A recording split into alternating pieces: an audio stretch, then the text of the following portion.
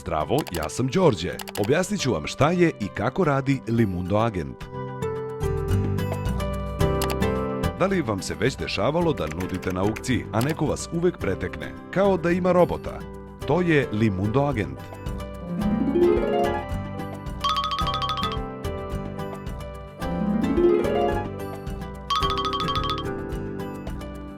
Da biste aktivirali Limundo agenta, u polje nudi treba da upišete maksimalnu sumu koju ste spremni da date za neki predmet.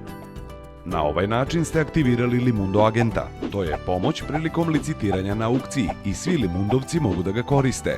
On se automatski uključuje kada vi unesete ponudu.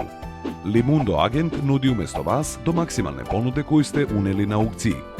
Ako neki član ponudi višu cenu od vaše, Limundo agent automatski podiže iznos za 10 dinara više od prethodne ponude. I tako sve dok ne dostigne iznos koji ste uneli kao maksimalan.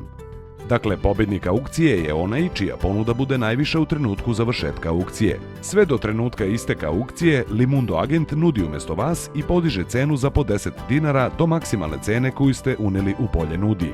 Zahvaljujući Limundo agentu, ne morate da budete sve vreme uz računar. On će nuditi umesto vas. Aukcija se završila i stiže vam poruka da ste pobedili na aukciji.